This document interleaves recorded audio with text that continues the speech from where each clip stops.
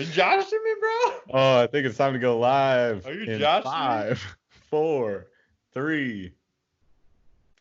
To me, welcome back to the Burly Fishing Podcast. I'm Jeff Burlingame. I'm here joined with my co-host, Paul Glass, who's pouring beer. If you guys are watching on YouTube right now, we just got these super sexy Yeti mugs, and Paul is demonstrating the capacity of this Yeti mug. Not and a lot to move. It's quite absurd. It holds exactly 2 cans, and as you guys can see on YouTube here, and if you're not watching on YouTube, go check it out. Burly Fishing YouTube channel. He just got the foam down. Solid. These Yeti mugs are phenomenal. At any rate, today, you guys, we are here to talk about some of our favorite top water baits of all time, as well as just discuss the top water fishing category in whole. And there's a lot to discuss, guys. There's some good stuff. There's some weird stuff. There's some stuff, and we're going to get into all of it today. And I think it's going to be a lot of fun because if you guys don't know, you're about to know, topwater fishing is Liddy. Probably the best. I think the word you're looking for is liddy. Liddy, as the kids would say on TikToks. Also, if you're into like monster bass, and you're listening to this, the bass of the monster variety, and you're listening to this in the month of August, you should consider subscribing or purchasing a box from the company called Monster Bass, because there ain't nothing else in the freaking box. Every bait in this box this month from Monster Bass will be sitting on top of the water in some capacity, my friends, which means you're going to be extra fun for those blow ups, and you're fun going to have a lot of fun. That's it. That's all you can have. Top water, phenomenal subject to talk about today. I hope you guys are excited, or as excited at least, or as me. Maybe nobody's as excited as Paul. It's kind of hard to achieve this level of excitement, but we're going to talk all about it here in a minute. Of course, if you guys enjoyed the episode, be sure to subscribe to the podcast and the YouTube channel. So the Burly Fishing Podcast can be found anywhere you listen to podcasts. You can watch it on YouTube. You should do both because you should support this amazing cause that is Paul and I's fun hobby. I was about to say, yeah, this amazing cause of humanitarian prosperity. Hey man, you got to get somewhere. Screwing around on my computer. we got to get to the tippy top so we can actually give back and make a difference in this world, and that is our end goal. But for now, we're just having fun drinking beers talking about topwater fishing. Okay, I was about to say, it's all about topwater. All right, guys, so we're gonna get to the episode here in a second. Be sure, of course, to drop us a 5-star review, please and thank you, and leave us a comment. Let us know what you want to see us talking about next, or hear us talking about next, depending on how you listen or observe. And also, any tips, tricks, reviews, anything else that you think we could do to improve the show. We're always listening. This is really important. You probably are hearing this and you're like, yeah, get to the top waters, idiots. Blah, blah, blah. So what Jeff was politely asking for was more feedback. So the whole genesis of this episode, this is actually going to be a series of episodes that we're going to do. We're going to break down over the next couple of episodes. We're going to break down all the different kind of types of baits and types of fishing that's the types of baits and types of fishing that you do. And what we're going to do is we're going to try and give you our perspective on some of our favorite baits. We want to know what your favorite baits are. We want to know why you cannot stand the Hula Popper, why you would never fish a Super Spook Junior. We want to know all of those things. We want to know why you love what we're putting out there. But more importantly, we're trying to let you know that we're listening. So the idea actually came from a YouTube comment. He's like, hey, you guys have seen a lot of baits. Tell me about it. And I'm like, dude, that's a nice bait. That's a nice bait. That's exactly what I want to do. So that is actually the genesis of this whole series of episodes that we've been working on putting together. We're also going to reach out to some of our previous guests and get their who are, previous guests of the show, friends of the show, we like to call them. Going to get their perspective as well, and then all of it's going to culminate to the top 5. So you get our top 5 favorite, top waters, flippin, jigs, finesse, all that over the next couple of episodes. You'll hear our top 5. We'll give you the honorable mentions. I'll let you know which ones I cannot absolutely stand or do not think work. You can tell me I'm wrong. It'll be great. And then it'll all build up to a head. And then at the end, you'll get our ultimate top 5. and then we'll collect some other top 5 for you too. It'll be a lot of fun. But first of all, thank you so much for giving us some the feedback that you've been giving us, and we want more of it. So yeah, tell us what you want. We will give the people what they want. We won't know about it unless you tell us. We read all those comments. We are very thankful for it, by the way. So keep them rolling in. Yeah, there's one important point here as well is this show grows thanks to the community support. We just passed 3,000 downloads on the podcast, so I'm pretty happy about that. Every episode right now, officially, is over 100 downloads, which makes me feel pretty good. Some are almost at 2. And, you know, the show is going somewhere, I believe. I mean, mostly because I know Paul and I will just do this even if you guys stop listening. so there. But also, like, the YouTube is growing massively right now. YouTube channel is coming up on 7,000 subscribers, and we just did our first of many consecutive monthly giveaways. So I just want to drop a little promo here, a little shameless plug. You guys should go subscribe on YouTube because we're going to be dropping a giveaway every single month. I'm going to be giving away the baits that I get in the monthly boxes, which I have now up to 4 monthly subscription boxes. We added Warrior Tackle Supply. We have 6 Cents. We have MTB. And then we've got, so good, this month's Topwater box, Monster Bass, which is, I'm sorry to say, actually, I'm not sorry to say, it's been winning every single month. Not close. There's going to be flames involved this month. There may be flames. There's going to be of the fiery variety. And there will be, I think there may or may not be. There may or may not be a little bit of a tip, a little bit of a secret, a tip for what one of the future giveaways might be coming up in the show. So just listen to the show.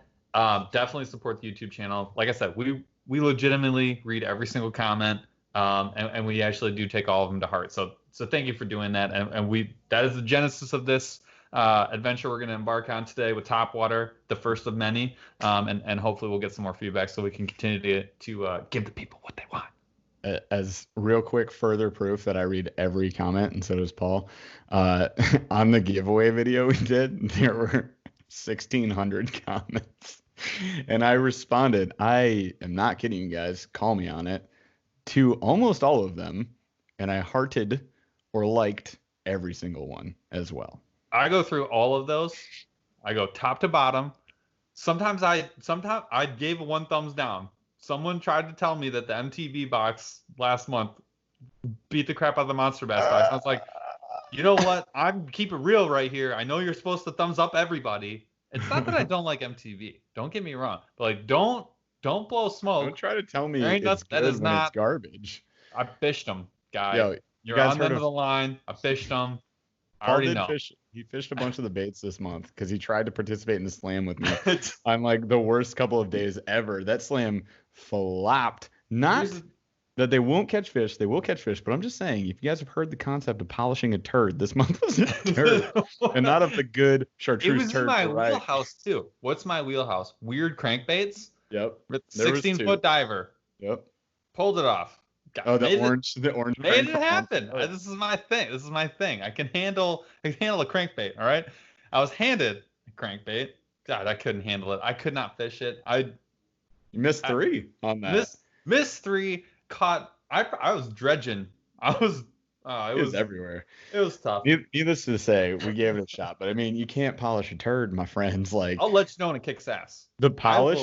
Oh, for sure. Like I'll let you know when it kicks ass. I'm going to say right now, I'm a brand ambassador and Paul's on the pro staff for Monster Bass.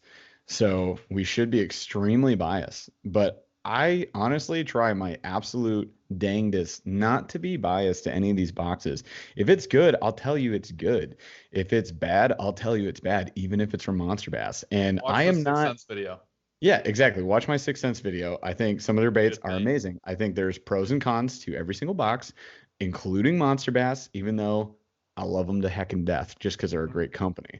But at the same time, like, I'm going to be real with you guys because I want to be honest and authentic. And I only got into this, and so did Paul, to be honest and authentic about everything we talk about. If we tell you something, that's us. Like, if you guys see us on video or hear us on here, this is how we actually sound at all times. We never not sound I'm not always cracking beers, so that's It's mostly how I sound. Follow Instagram or I will. Snapchat. You can actually go back to like episode 2. Far from working with monster bass in any capacity. Yep. And I have been in the box game for a while. Yep. I'll let you know when it kicks out. I'll let you know when the baits are sweet, and I'll let you know when they're trash. And I know people don't like the smell of Buddha baits, but I like them. I still like that worm that came in that box from 2 months ago. That I didn't know what it was and got hammered on. No, but like the rest of it, can't handle it. Any regard, not important. Today we're talking about topwater. We're not talking about crankbaits. That's a future episode. There's a hint. Well, Topwater, they threw a Guggen Baits or Guggen Squad Filthy Frog on top of the turd. And they were like, look, it's great. And everybody else was like, yeah, Yoda worm, Filthy Frog, great baits. Everything else, trash. You guys forget, like, I spent $40 on that box. And I got 2 baits worth a value of $10 that were good. We're going to diverge here for a second. That actually is it's actually a good point because it's hard to, sometimes the boxes are so exciting. Like there's so much fun. Dude, it's such a fun pack. That's why fun pack of Topwater, like you look at it and you're like, I could have gone and bought all that stuff. Yep. I could have just walked my butt driven my can to the store and been like, hey, frogs are cool, and just lit them up. Got any with flames on them? Yeah, bro, I got true. But like, you can go buy the stuff you like. Yep. So it's hard to forget that it's supposed to be a value, and not that, and it's and it's not that the MTV box wasn't a value. Like you are not paying as much as you would have paid in the store. That's true. But it's supposed to be the total package. And for me, like when I get that box, like what I really want to get is I love, it's just fun. It's to have someone be like, hey, I found some cool shit. Go fish it. You've never seen this. You've not seen this before, period, the end. So I like that part about MTB. I like that part about monster backs and the 6 cents and the rest, right? Like they're going to like force feed me to fish some things I've never fished before. That is cool. I don't want it to be a chirping crankbait that doesn't crank. And so, we always come back. I know, because it's such a nail in the coffin. What was the brand? I don't remember. I love Johnson, so I don't want to talk trash about them. I have a whole bunch of those minnow spoons. But regardless, I mean, good brands can make bad baits. Like, I know. Don't sit here and be like, you don't know that brand. That brand is amazing. Like that bait sucked. That bait was not good. Trash. And it's like if it ended up in the box, someone either, and like we all know there's some knockoffs, and no one. I'm not gonna get into it. It's not important. There are just times when you get that. There's just times when you get the box and you're like, you open it up and you're all pumped up because you already spent the money. You gave him the money already. And so like you got the box and you're like, dude, I want the cool experience, but I also want to fish. And then you open it up and you're like, okay, eat me frog. Dope. This is great. I'm going to put it in my box and tie it on. And then like the rest of it, you're just like, I don't know. Yo, this equates to, at Christmas time when like your random weird great aunt like buys you a present for the first time in 14 years and you're like, what the heck is this? And then you open it up and it's like, in my case, this actually happened. This is why it sounds like a real story. I was going to MSU, Michigan State University, go green, go white. And she knew I was going there and she bought me a beanie visor for U of M, University of Michigan, knowing I was going to MSU. And it was not only that, but it was the weirdest hat I've ever seen because it's like a golf visor, the top's open, right? Yeah. But it was beanie material. That is And brutal. I was like, you open that box, you're like, oh, cool, I got a present. This is like the monthly box association. And you open it up and you're like, neat. And then she turns around and you drop it in a trash can and then there's no receipt. There's no receipt. And you're like, that's a dagger. And it's even better when they're just like, you're welcome. And you're just like, We'll take a picture. I was going to say, why don't you put it on? Take a picture. Why don't you try it? Hey, were we going to talk about Topwater? Or look, the underlying theme here is I will let you know when they're awesome. And I will, you know what? I'm going to make a plan. When those baits come in next month, I will let you know which ones I like. And I won't even say anything about the ones I didn't like. I'll just be like, hey, I liked that one. Period. Right. There's one that I'm going to like. There's no doubt about it. All right. So, yes, we're talking about Topwater. before we get there, I'm gonna go with the episode question of the week. So we just released a YouTube video, an absolute scorcher with the giveaway. Thanks to everyone that gave it the thumbs up and kind of made it what it was, which was fantastic. Thank you You very guys much. are amazing. Amazing. We just had some great guests as well. Go check them out. Another hint. And so here's the deal. Jeff, what videos do you actually watch on YouTube? What, in general? Yes. What do Like what do you watch on YouTube? Like, let's say I have free time. Let's say I'm, you're farting around. You're like in sitting the on your bathroom. couch. Toby, the little tiny lap dog, is like what, 109? He's Nobody's seen Toby on like this yet. Gandalf the Gray, except he's white. Guy. He's 1,000. My dog is so old. I have no idea of how old he is. I've known Toby like longer than my wife. So true. Like what? I got Toby before I went to college, and now I have a 7-year-old daughter. So let that just sink in a little bit. Shazam. So yeah, you're hanging out with Tobes on the old leather couch with the glowing cup holders. What exactly are you pulling up on the old YouTube? All right, so it depends on what I'm doing. So I'm just gonna say chillin', or brainless time. Sure. So brainless time, this is gonna be real weird to you guys probably. I like to watch Super Mario Maker videos.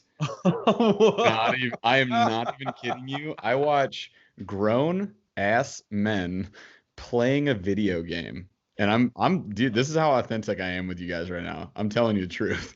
Like I watch them. My daughter watches them too. She's actually kind of a Super Mario Maker nerd. So she loves watching, her favorite channel is DGR. Shout out to DGR. He doesn't freaking care about fishing, so it doesn't matter. But she watches DGR. Podcast. Yeah. DGR, can you put them on the show notes for next week? Thanks. So we watch DGR, and then I watch another guy, Ryukar, and then I watch another guy, Grand Pooh Bear. That's actually good. That's for those dope. of you who aren't 35 plus, 40 plus, that's a play on words from the Flintstones, I think. Freaking dope. That's so I watch, that's my brainless time, is like Super Mario Maker. I want to stop thinking about work, or I want to I just finished editing a 9-hour fishing trip. Like, give me brainless time, meltdown mode. So 3 days a week. So what's the And then like my go-to is I'm watching literally all of the fishing content that exists on YouTube, because or comedy. It's one of the two. So there are like comedy sketch channels. Like I'll still follow like College Humor, and Shut up. They're still out there? They're still alive. They just have a new cast. So I watch like them. I watch the Classic Cast has their own shows now. So I watch some of the Classic Cast from College Humor when Paul and I were in college. And then I'll watch the fishing content, because I want to know freaking what people are doing. Like, I'm not going to copy it, because we like literally that's against every code that Paul and I have. It's also just dumb. Like, it's not fun. Like, trying to do what somebody else did is just annoying to your. It's like you get outdoors and you're like, ugh. It hurts. I did it one time, you guys. I did it. It's on the channel. Go back. There's a $22 Walmart fishing challenge where I gave myself $22 to buy a fishing rod, reel, and baits. And I did that. And honestly, whole time I was fishing, I was like, this is gonna be the black mark on this channel, because this would be that one video where I was like, I don't want to do this. I had poop, man. I had another one that was a family fishing challenge where my kids picked out baits, but when YouTube was like, hey, guess what? You can't monetize videos with kids on them. I was like, deleted. Yep. So yeah, it's fishing content. Comedy if I just want to laugh, and then it's Super Mario Maker if I want to melt my brain. Freaking awesome. Weird, right? I love I'm a weirdo. Love it. So I'm gonna answer the question as well, dude. I treat YouTube. You could just change the name to Matrix, and that is exactly what I use it for. I literally use it to just be like, I don't know how to X, and like that is exactly what I mean. To no end. It could be anything from like finishing a concrete floor to like changing your oil to like shingling a roof. How to dig a garden bed. I don't know. I don't care. I'm like, I'm not really sure how to do this. I know how to do Yep. this. I got this. I just watched someone do it. Like, absolutely. Yep. Dude. That's 99.9%. Level up to that. I've done this with fishing content. I go out and I find the DIY fishing content, and then guess what, guys? I do it. Because in the case of things like the Boondocks wheel install, the only video that existed, no hate to this guy, because I don't even know the name of the channel and I won't shout it out here, but so when you guys get Boondocks wheels, if you've seen Paul and I's kayaks, you know Paul just installed his, so You can watch as soon as I finish the rest of my build. You can watch this in fast motion, and yep. yeah. He's gonna post it soon, so stay tuned for that. Paul_J_glass on Instagram. Follow, subscribe, comment, whatever. Stuff and things. Dude, stuff and things. So installing those wheels, to me, the first time on my original PA12, the Hobie Pro Angler 12-foot edition, was one of the worst experiences of my entire life, because you get this box full of all these parts and you're like, these make a thing. Somehow, don't know how. And then you go, where are the instructions? The instructions, again, no hate to even Boondocks here, but guys, love the product. Love the product. I love the product. Your instructions are complete and utter garbage. That's going too far. It needs to be worse. There are no instructions. It's just, it's a piece of paper with one sketched out, like, very faded photo of how it should look from one angle. If you Xerox all the parts list 15 times, the 15th copy is what you get. Yeah. And it's so blurry. And again, love the product. Like I'm looking at the product in my garage. It's done, and I'm like, this is beautiful. This is awesome. This is like, it is. I can tell that someone like who's an engineer engineered this very well. Mm-hmm. It is quality, high quality. Great. It works great. Those instructions, it's worse than getting them in Chinese. It's worse than IKEA, because here's the problem. It's in English, and you're trying to understand. But it tells you there's nothing. No way that you can understand. Mm-mm. It's like trying to explain. It's like it was like me. You can listen to me try and do this and fail. Trying to explain how to cast a spin cast reel. Good luck. But if you can only write it and run on sentences with no pictures. Limited commas, no periods. So at any rate, guys, you know, again, love the Boondocks wheels. The Boondocks landing gear, if you guys have a bigger kayak, HD. Absolutely, the HD wheel set, get it. You need it. It's amazing. There's nothing better. I don't care what anybody says. I got the wheels. I got the bed extender. Phenomenal. Yeah. Watch Paul's speed run and then watch my full in-depth walkthrough. I have two of them. I have the old one and the new one. The new one on the green kayak is the one you guys want to watch. It's the newer one. But I learned a trick from that. So first of all, the company says nothing about how to get this like metal plate underneath in an impossible to reach range. Completely impossible. Had to look up a trick. Your arm is 4 centimeters wide. Had to look up a trick. People decided to use heavy gauge wire. Did that last time. That's actually harder. String and a washer. Perfect. Folks.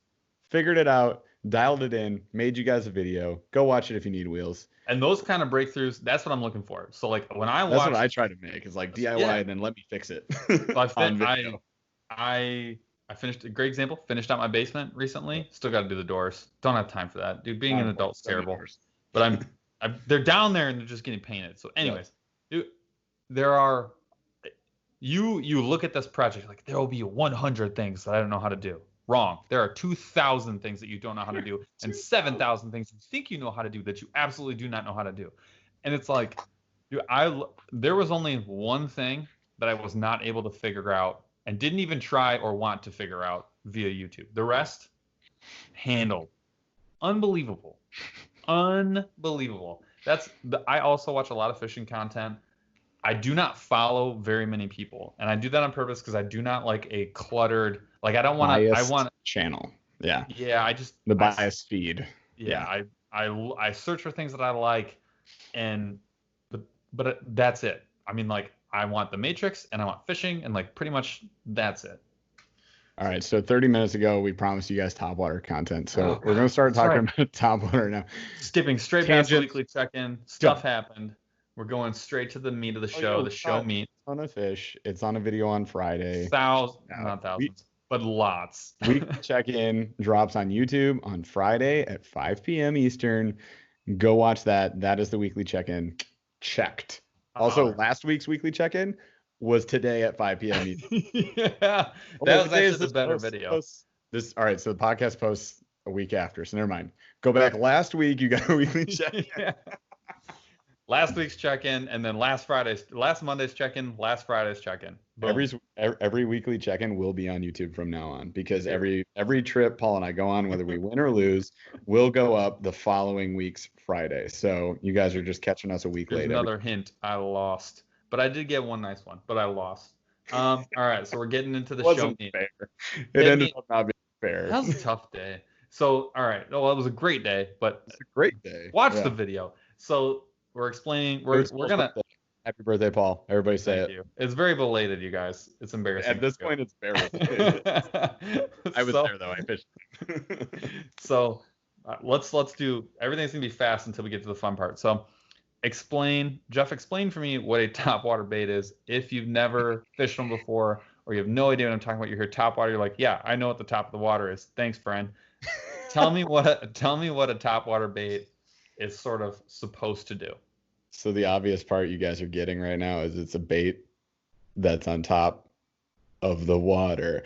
But what it's supposed to do, and this can be in any cover, any water depth, depending on the type of bait that we talk about. We're going to talk about a ton of them, and there are so many different situations to use them in. We can't cover everything today, so quick disclaimer. This is not the end all be all, but this is our, sort of presentation, if you will, of topwater. So we're going to do the best we possibly can for you guys. That said, a topwater bait is a bait that causes a disturbance on top of the water, and or a silhouette or a picture, basically, that a bass is looking up at, and it goes like, oh, a shadow. Like if you guys have heard how great whites strike, for example. I was listening to a podcast with my daughter the other day. We're getting an educational podcast going. But great whites, they strike from underneath. They go flying up at a shadow that they see on the surface. This is why, surfers sometimes get attacked. It's not on purpose. They're looking for seals. But bass can do kind of the same thing if they're either hearing it, seeing it, just, ready for something. You fish right over the top of their head and they're just like, what the heck? And then a bass is just big dumb predator. So they just go, wow, and they just munch it. Especially, smallies that we were smashing the other week. Go watch the YouTube video. sometimes you're just pissing them off. That's the thing, man. I love that about bass. I love that they're full of, we've mentioned this in the past couple of videos, piss and venom. And so they just freak out and they attack. And when they're mad, they'll just like 80% bite you. And so yeah, you like that's a great explanation of what a topwater is. It's a bait that's on top. It's either splashing, moving, disturbing the water in some way, creating either a reaction or a I'm hungry strike. And you're drawing a lot of attention. So like this is not a drop it in their face necessarily, even though it works that way sometimes. Not a the general idea is that you're drawing them in. Yep. So now I'm gonna skip ahead. I was gonna talk about what makes a great topwater bait. I think we're gonna explain this, so I'm gonna skip this one. I want to talk about like the types of topwater baits that are out there. So we're gonna get into a couple of different kinds. I've got like a list of 7 or 8, and then we'll give you some examples of stuff that's out there that fits within this category. So category 1 of topwater baits, I've got as poppers, and some people call them chuggers, which I've never heard. I've never heard one person say that. Gurglers. But I know that that's like a word. So popper or chugger, that would be like your hula poppers, your rebel popper, anything that has like a scooped front mouth. So imagine just like if you're on YouTube, you've got like a straight 90-degree front of the bait, right? And then someone literally just takes an ice cream scooper and just like scoops out, and now you've got a cupped mouth where the line is typically attached right in the dead center of that. And what you're going to do with that is you're going to give that, there's unlimited cadences, but every time you tug on that line, when the water gets pushed into that scoop, it's shooting water forward. So as you jerk that rod tip, it's shooting water forward, up and out in all directions. It's also a lot of times displacing so much water that it's actually shooting underneath the water if you pull hard enough. Which looks dope, by the way. If you ever reel, like once you get close to the boat, you reel in a popper or chugger or whatever you guys call it. It goes under and there's just aeration from the bubbles flying around its face. It looks so dope. And it makes that blooping sound, which is I think the Guggen squad actually has they call it the blooper. But yeah, it makes like a blooping type. You would call it a bloop. It sounds like a bloop. It's a bloop. Yep. And you can also and they're usually, I know one of my favorite ones is the Rebel Popper. It's like kind of the OG, the original. It's tapered so that the back is like comes to a point. And what that allows is, and a lot of these allow is for you to walk the dog if you wanted to. So the walk the dog is where you get the swishing back and forth as you jerk. And so I pull the string and the bait is like the remainder of the pressure from me pulling on the line is actually twitching the bait back and forth.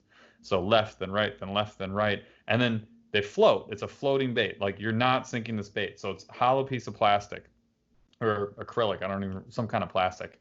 And and there's a lot of them have like feathers or like some kind of tail, so that when you like there's a treble hook trailing it and there's like feather or fur on the back of it. So when you twitch, you get an extra little kick and it looks like a tail.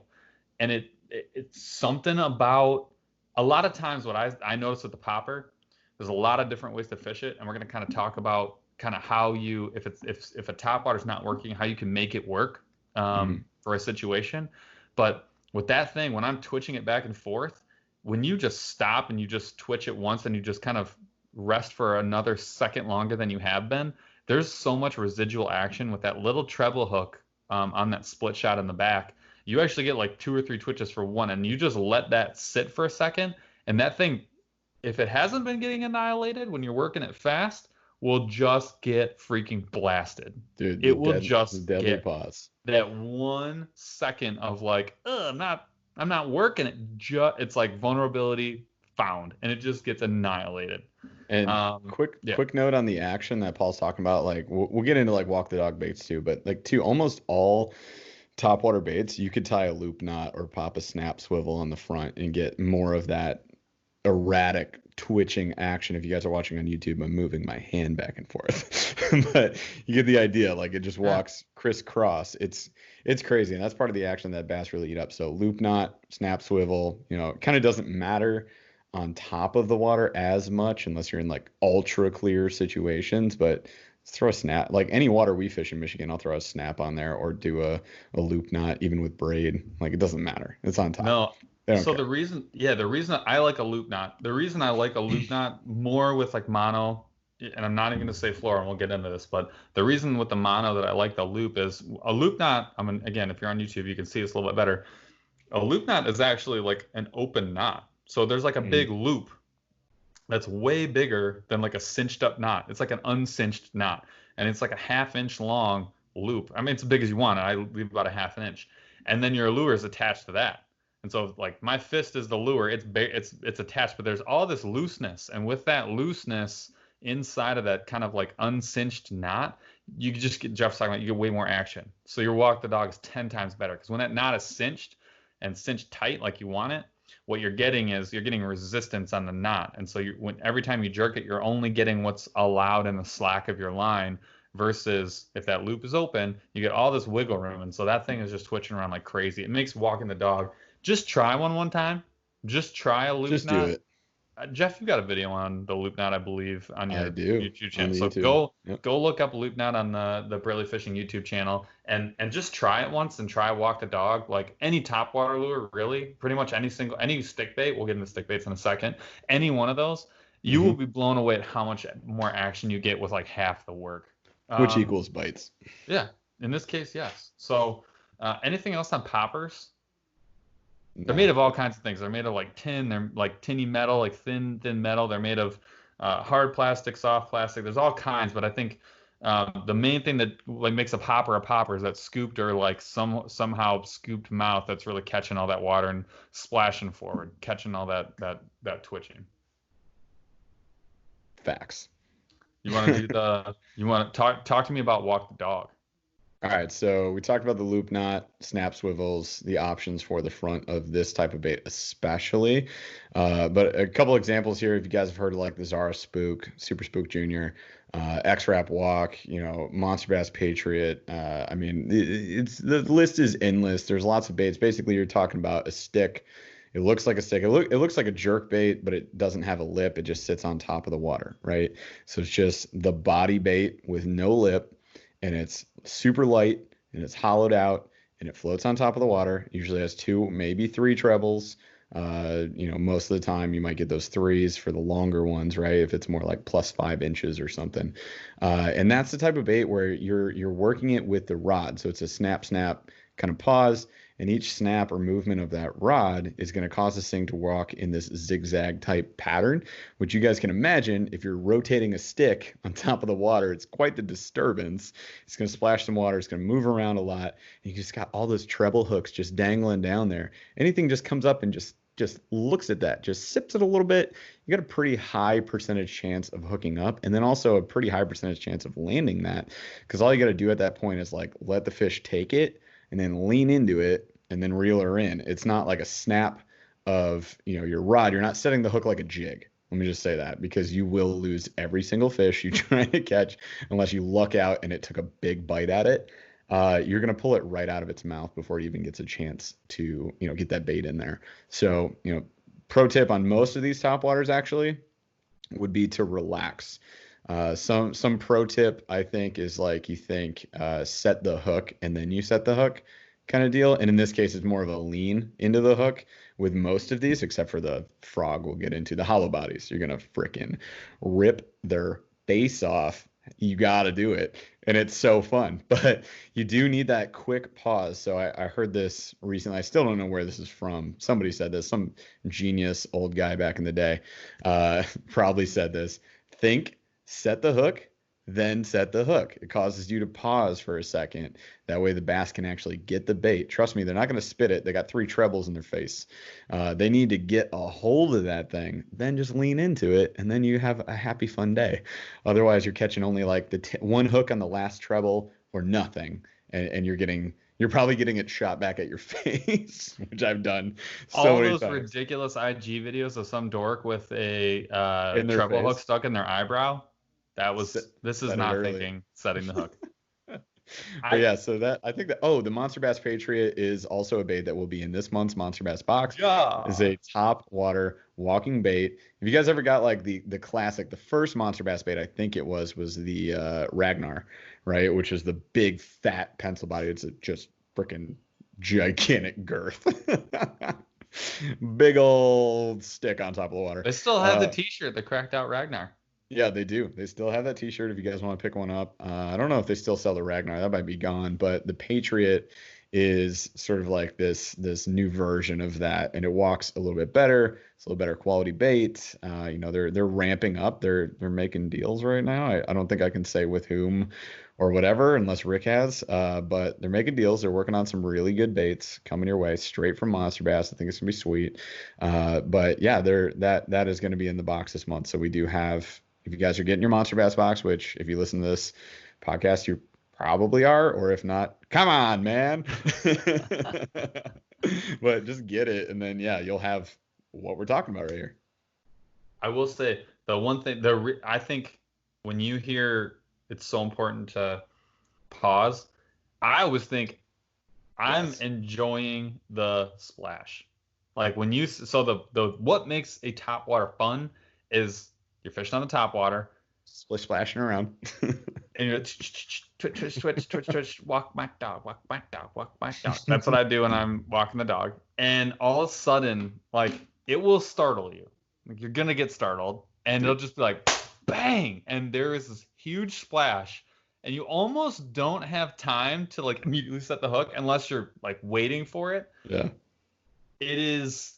You just get this huge splash. Sometimes you see the fish jump right out of the water, 100% out of the water, and they are just smacking them. And it is so much fun to see. I mean, it is like it should be, you should have illegal. to pay. You should have to pay for that experience alone. It's awesome. But what I think, well, okay, the reason it's important is when that fish takes the bait, if you think about them coming out of the water, mouth is open Mm-hmm. and it's closing as they're going back into the water. You have to wait for them to turn their bodies. So as they go back in the water, mouth is essentially facing upwards, which is essentially facing you because you're above the water. You have to let the fish turn before you set the hook. If you don't wait till they turn, they have an open mouth and you're pulling the bait out of their mouth, just like Jeff was talking about. But that's what you're waiting for them is to turn downwards. And as they're going down or away, that's when you're setting the hook. And so what I do, I just enjoy the splash, man. I watch that splash, I'm like, oh, that was sick. Oh, yeah. And that is like, I think 99% of the time, that's your essentially 1 second wait period. I just enjoy the moment, and I literally am just like, that was sweet. Then I set the hook. It's so crucial. Like if you guys have tried frog fishing or hollow bottom bait fishing and you're not succeeding, this is 100% why. Like there's no Number other one reason. If you get a blow up, you got to fish as long as you pause. And if you guys watch probably, I don't know, 65% of our like summer videos of fishing, we've had a topwater blow up. Like we've had them on the Whopper Plopper, on wake baits. If you guys watch this week's, you can go see mine video, from like June. Dude, yeah, exactly. The spider video we did, like all over the spider, any ones that I did on the 6 Cents and MTB slams from July, that happened. Just watch how you'll hear the splash and then watch me set the rod. It's always like a second later. Unless I missed it. If I missed it, which I missed a lot on some of those trips, I knew what was happening. Like they were either not getting a hold of it, even if I waited, sometimes that did happen, or I was setting it too early because that's their natural reaction is you guys hear that blow up and like Paul's saying, you freak out. Literally, if you watch my 6 Cents slam from this week, I know it's this week as the posting of this podcast, this Monday I posted it. Go check that out. I literally almost jumped out of the boat when I was fishing that wake bait from 6 Cents because a fish hit it right at the boat. And I was just like, ah, dang, I guess I'm getting out of this spot, reeling it in, and then just bah! And I was like, oh my God. Literally almost jumped out of the boat. It's kind of like that, especially if it's your first time fishing them. So my advice, Paul's advice, be chill, be zen, right? Be zen. Just let the splash happen. Enjoy the moment, brah. And then don't have too much fun. And then set that hook. For sure. So your walk the dogs, they're mostly going to be stick baits for the most part. Again, not everything is set in stone here. This is just the generics. There are a ton of different kinds. My thing with stick baits, I feel like color is incredibly important. Yeah. I don't know why, but like I always have a white and a black. I always have a white and a black. Yeah. So we're probably going to talk about this in our favorites when we get to that. Yeah. But yeah, to me, topwater equals light dark. That's it. I'm just like, I have a lot of success here in Michigan where we fish on all the waters that we fish, all of them. I have great success on black. Like almost always my go-tos will be black in color or like a darkish brown. Not often will they be white. I do have some white frogs, have yet to land anything on them. They might be yellow or green. That leans more towards the natural colors here, but black. Always like I love having, but like Paul's saying, like a dark and a light color and you're good. You don't need 57 colors. I don't believe. The other thing I will say is, and it's something with some like reflecting properties. So like silver, I have my, we'll get to my favorites. I'll get to that, but having something with some reflection, especially a stick in the wake baits, I think, because when they turn, what he's saying is that metallic quality is going to reflect light, so you're going to get that light refraction as well. And bass, as we've talked about, if you guys listen to the Bass Facts episode, they got some pretty decent eyesight, and that flash, that flash just, it'll draw them in from far away. Mm-hmm. So the flash is almost as good as like the sound. I mean, if you got a good rattle, if you got a good flash, I mean, I think you're in town.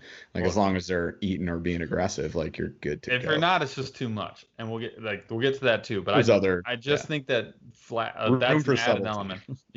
I think your light dark is what you're looking for, especially with a stick bait, and then potentially something that's got some reflection. For sure.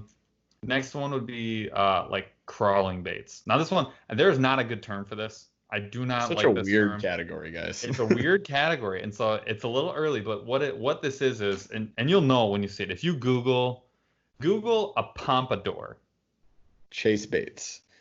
or Chase baits, Google the chase pompadour. baits. No, that's not the chase Oh, baits. it's not? No, the chase baits is the smuggler. The smuggler. Google the Okay. chase baits smuggler. You're gonna Google see 50,000 pompadour. YouTube videos of people going like, "Do bass eat birds?" Yeah, I don't. And It's if you listen to the Bass Facts episode, you know they eat freaking birds. do. It's just you've got the Savage 3D bat. The There's a bat, bunch of different ones. There's also the OG. So one company way ahead of its time, hands down, one of my favorite companies. It's on my top 5. Hedden, I don't know how you say it.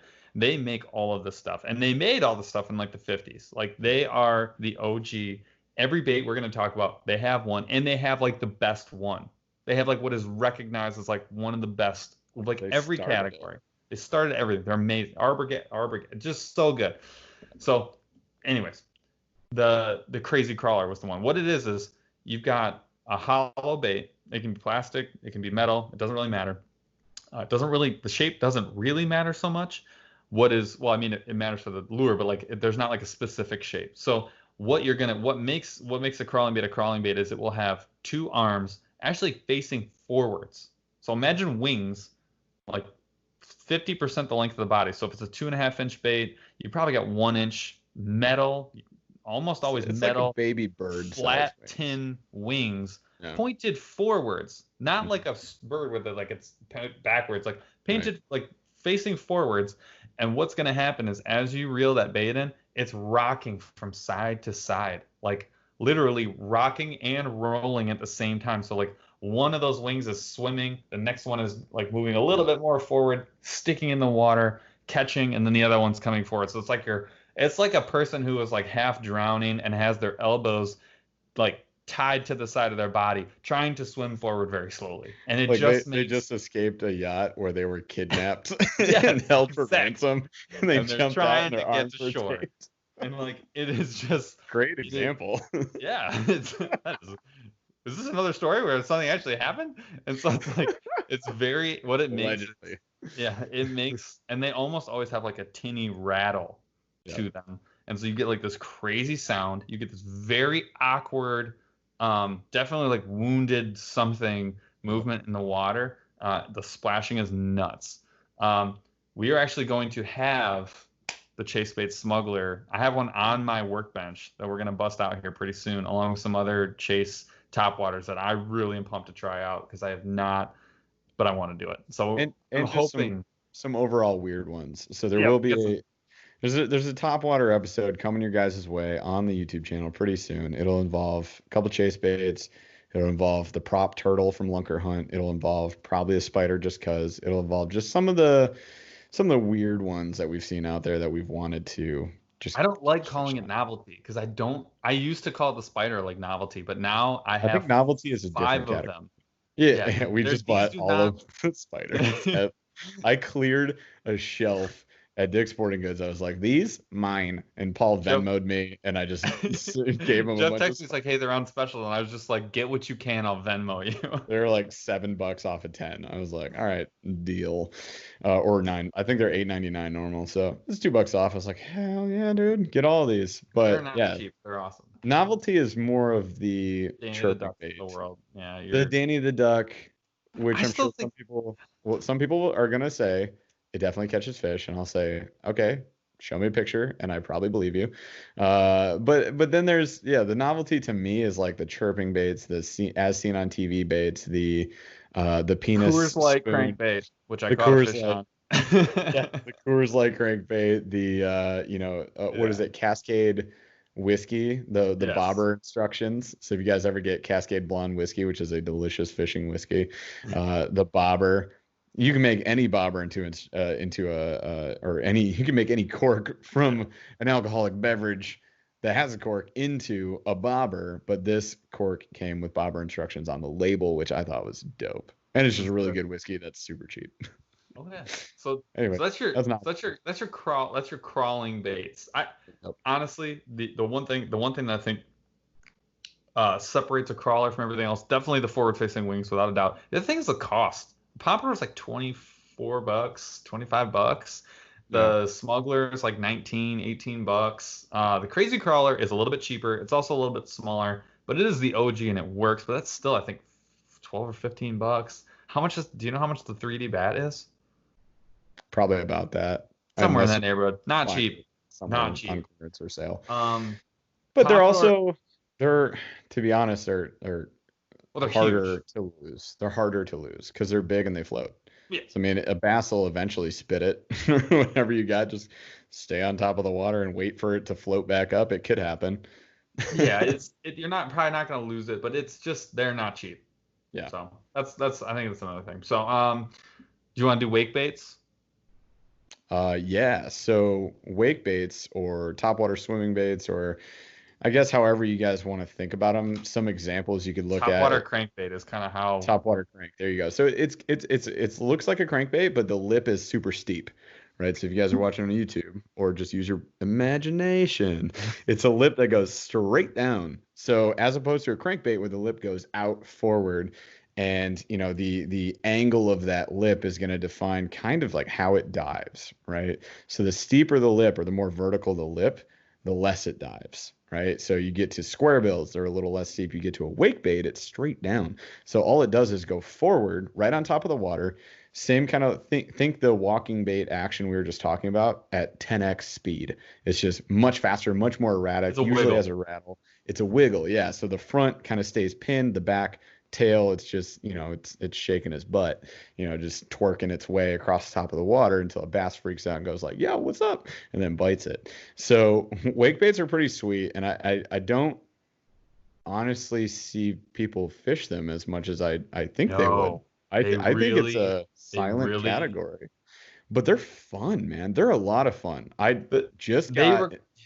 in the 6 cents box. We just got one, the Movement 80, and I had not used it yet. I had another one that was actually apparently the Movement 90, which dives half a foot to a foot.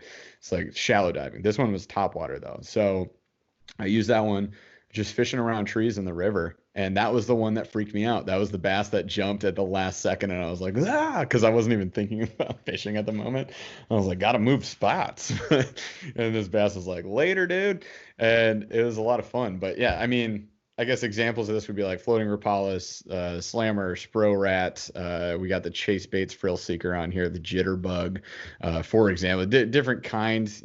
I guess you could say like Yappa type series, but that's hollow body for lunker hunt. Same idea though. It's kind of walking on top of the water. And then the 6 Sense Movement is another great example. But yeah, just look for the hard body baits, right? And it's got a lip that goes straight down, and that's your wake. It's also causing a wake, as the name implies, where the water source separates around that lip. So we talked about like what is top water? It causes a disturbance. That's a different kind of disturbance, and this is what you guys maybe are noticing right now is as we talk about all of these baits, all these categories Chopping it cause up. a different type of disturbance. And when you say it's topwater time, which I think we're getting to, when is topwater time, right? When it's topwater time, you might need to mix it up. It can't just be like topwater time, Whopper Plopper, here we go, and it works every time. No, that's not always the case because you got to be throwing it in the right environment. Like what's the weather like? What's the water that you're fishing like? What's the structure like? Is it a windy day? Are you in current? If you guys listen to the Alex Rudd podcast, just to drop my boy in here a little bit, Alex was talking about like it's about accumulating that knowledge and then being in that scenario and knowing what technique to use, what bait to use, and how to fish it. So it's not just topwater is not just everything's topwater. It all works at the same time, topwater time. That's not true.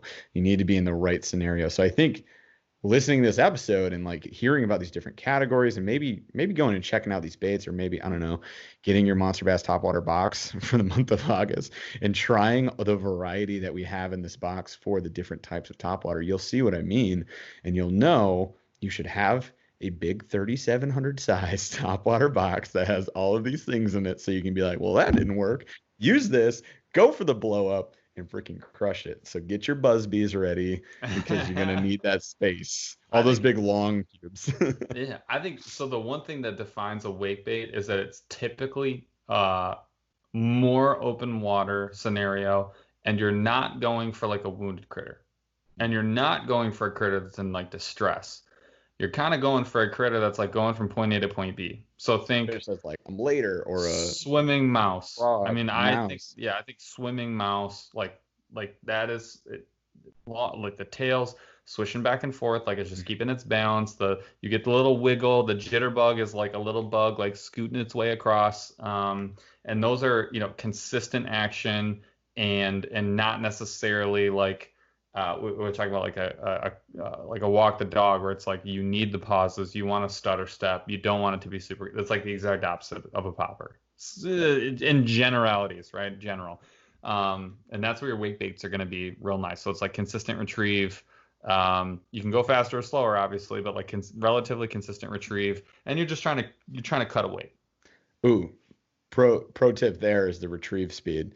That's something we're going to end up talking about probably on a future episode and also probably in a YouTube video. I'll get more into like technique YouTube videos here pretty soon, but somebody was asking about that.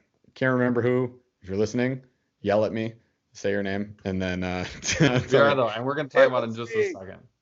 All right, so I want to talk prop baits now. So we covered poppers, walking the dog baits, crawling, wake baits. I want to talk about prop baits. So imagine a stick bait, like we talked about. Oh, you walk get the prop dog baits? stick baits. I see. Yeah, that's mine. And now put a propeller in the front or the back or the back. And what you're getting is rattle, tin, splash, consistent noise. You can get different lengths. You get trebles in the middle, sometimes on a trailer. You can get little arms on these things. You can get it where they're big and tubular, or they're really like pencil thin, tubular, and then you can get everything in between. You can get mile casters, you can get short casters. But the deal is with the prop bait, you also like a prop bait can be any like it's sort of a new thing, but hollow body frogs that have like feet behind them that are either twirling or catching like their little feet. Like Jeff's got a turtle from Lunker Hunt that's got like 2 feet that are like wiggling on the back, and they're just angled so that they're just catching water like crazy. They make a prop frog as well. Jeff, what's that awesome frog that's like a relatively new? Is it it's not the prop frog? Yeah, so you this can is see the turtle. That's the froggy. And then what are you talking about? The one with the is it the toad? Which one are you talking about? It's got The one. Booyah? Yes. I should know. It's embarrassing. Toad Runner. The Toad Runner. The Toad Runner. Yeah. Holy cow. You want to talk about a great prop bait? We're going to get into hollow body frogs. This is a whole other category we dipped our toe into on accident. But, Oops. Anything that's a prop that's catching that water and like shooting it up. A lot of times it's going to be a propeller, but it can be appendages as well that are like set up like a scoop, and so they're grabbing that stuff. Most prop baits, dude, the Toad Runner is awesome. It's got like a little foot coming out of its butt. But man, that thing is murder. The thing about these is they wouldn't seem very versatile because you'd kind of think like, well, it's just constant retrieve. It's the 13 fishing motorboat. It's actually kind of a buzzbait tail, but it works. It's a little buzzbait tail, and it's on a soft plastic. Yep, which is absurd. It's great. So it's like you'd call that a weedless rigged soft plastic that's meant to float. Weedless. This works better than a frog in most weed situations. For sure. Which is it's got like screwed into the back, or is it attached by a wire? It is like a Lycra wire. That's what JC Dropshot said. It's like a Lycra wire. And then the back of it is like essentially a little blade, like a spinnerbait blade, but it's really a buzzbait blade. But your prop baits, the nice thing about a prop bait, and this is definitely on my top 5. It's what it is when you can jerk it and you can twitch it, and every time you pull it fast, it's shooting up about a ton of water, and you can just stop it because it floats. A lot of them have wild paint jobs. Even the plastic ones, they make them clear, and then they'll put some like shiny acrylic, and they shine like crazy. You can also fish them consistent. You can fish them fast and slow. The only thing they don't do really well, because they're usually treble hook based, usually, is you usually can't throw them in like a super weedy scenario. It's not going to work out well. If you're dealing with tall grass or lily pads, not going to do well. But other than that, they work in current, no current. They work in still water. They work best in crazy water. I think they're one of the more versatile ones out there. Oh yeah. Anything else on props? No, they're sweet baits. I like them a lot. Simple, but man, they look like they wouldn't catch shit. No, they look stupid. They look dumb. They don't. 13 fishing motorboat. I was like, this is the dumbest bait I've ever seen until I started catching fish on it. It's pretty. Once I started throwing it, like I threw it when I was doing. It's not on the video, but I did it when I was doing like the 6 cents Monster Bass Slam from July. Yeah, I was throwing it in just like the dirty. I was like, I wonder how this handles. It handled better than a frog. Like it wasn't getting scummed up on front and going down. I think it's because of the buoyancy of the plastic and like the line tie situation, because it's an EWG hook. The line tie's higher. There's nothing to get hooked on. It's so small, it's pointy. Yeah, and it's tiny. It's not the giant face of a frog, right? It just slides off the plastic. And like I was getting blow-ups all over the place on the thing. It was nuts. Kind of fun. Surprising to me because it sat in like my novelty section of baits. These are garbage. I'll never fish them unless I have to, or I drink enough beer, then I'll try. But this time was just like, dude, this thing's amazing. Cut it loose, man. So the next that we're actually gonna talk about next is Buzzbaits. You want to hit Buzzbaits? Yeah, it's funny that I'm hitting Buzzbaits because I don't fish them at all, and I know that they can produce for sure. We're gonna talk about some dumb ones here too, like the double plopper. But Ooh, go ahead. I mean, it could be one of those baits where I'm like, this is dumb and it catches stuff. But at any rate, you guys can let us know in the comments, of course. So yeah, with a buzzbait, it's usually going to be, a wire hook spinner bait with the blade I showed you basically on that 13 fishing. If you guys watch on YouTube, the motorboat, that's a Buzzbait Blade. So it's got like a little triangle elbow. Shape. Yeah, it's like a diamond, right? Square diamond, whatever. And it's got like a little elbow on both ends. So it's constantly being forced to turn in the water as you draw it through the water. Typically that blade on the motorboat's in the back. Typically the blade on Buzzbait's in the front. It's like where your willow blade, Colorado blades, whatever, blades you use on your spinner baits would be. That is now just one wire Buzzbait. It's just that little diamond bait, right? And it can cause a ton of sound. It can sound like you're running aluminum through a paper shredder. It's just like this clangy, gurgling sound. You get like the metal clanging and then the water moving. It's an extremely noisy bait. And then it comes with a hook, plus you should maybe consider adding a trailer hook to it, maybe even a trailer plastic. But it's got a skirt coming off the back of it like spinnerbaits do. They're thin though. They're usually like 1 or 2 layers at the most, and they're a little bit thicker strips, and there's usually not nearly as many. Basically, it looks like a bunch of things moving across the surface, making a loud disturbance, which can be attractive to bass because it's smaller prey. Even though there's a bundle of them, like your chance of hitting the prey is pretty high. Your percentage catch rate is pretty high for a bass. They're going to say, yeah, go for that versus one big thing going across the surface where they got to like fight it a little bit more. Not that they won't. They definitely will. But, it's a bait fish type pattern clanging and banging across the surface. I'll also say this is the category where I think you see the most like variance. Oh, tons of crazy stuff out there. So the double plopper, I think, is a double plopper. We're gonna talk about it, but a Whopper Plopper is like a prop bait. So it's like a bait fish, and then the back tail is like reverse scooped, and it's just churning and it's shooting up like a rooster tail of water. Imagine 2 of those that are a 1/2 inch long on wires attached to a buzzbait that also has a creature body, and so it's like you have 2 Whopper Ploppers stapled to like a paddle tail. It's absurd. It is freaking nuts. But they have like clackers. So if you don't know what a clacker is, it's like a little bead with like beads inside of it, and so it's like this little noise making like bead that you can put. They have those on there. They have little tabs. You know, like the kid in your neighborhood that's like riding a bike with like cards in his spokes, and it's like Wait, they have is that those. still a thing? I Yeah, thought that was like a there's a 90s kid doing thing. it right now. Not joke, like right this I'm not moment. even joking. Knock him out. And so there's there's like they'll have like where that blade would be. Every time that blade turns, it'll hit one of the, like one or two of these like tinny little metal tabs, and those things, it's so much noise.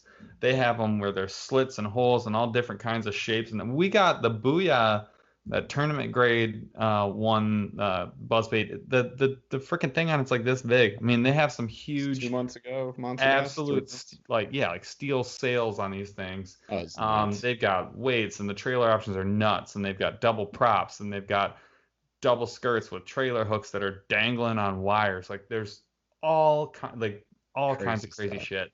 That is definitely, I think, the one you see the most variance. But the long and the short of it is, Jeff said it. You buzz them on top fast. You get big splash. You want to hear that big tinny noise. It should buzz. If it's bothering you, believe me, it's bothering the fish. So it should bother you. Just piss them off. Yeah, and it is just gonna get them enraged. I love it. And they also, the other thing I will say is they usually, most of the time, they weigh a lot less than like your spinner bait. So if you've got a spinner bait, you're holding like a ½ ounce freaking weight, right? 3/4 ounce weight, right? It's meant to get down to some sort of depth. This is not. This is absolutely not. This is meant to go right on top. It's gonna weigh nothing, eighth of an ounce maybe. Yeah. And you're just burning that thing across the top. Mm-hmm. The best ones, though, I think the best ones, they weigh a little bit more. You can cast them a lot farther, and they catch so much water that you don't have to burn it. Like I think my favorite. That's why I usually use like a kind of like a longer, like a creature bait trailer on mine, because it displaces so much water and catches so much water that it's being slowed down so that it's harder for it to sink. So you can retrieve it slower. You're still getting the crazy splash. You're still getting all the clinking and clanging, but you don't have to burn it. And you're giving the fish some time to like be like, man, I'll eat it, and just hammer it. Anyways, that's my 2 cents on buzzbaits. I'll let you do frogs. I made you do buzzbaits. I'll let you do frogs. Oh, yay.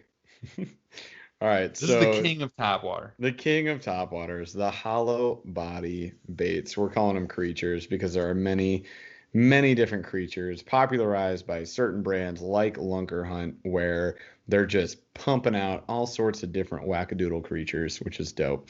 So you might get frogs, you might get mice, you might get, things like the Wiggle Bomb from Chase Baits, which is like a tadpole creature type evolutionary creature with a giant long tail. It's like a tiny potato. Crazy. It's like a little potato. He's got 2 little eyes. He's got a super long tail, and it's crazy. And that one actually sinks, so it actually fills with water on purpose, which is what you get pissed about when you get frog baits. They fill it with water. They don't work the way they're supposed to. Sometimes that happens. You got to squeeze them out. That's why you see YouTubers doing this thing every time they're pulling their frog out of the water, whatever. The Wiggle Bomb fills up and just sinks, and it's supposed to be a slow drop, almost like you would play a weightless plastic in the summer.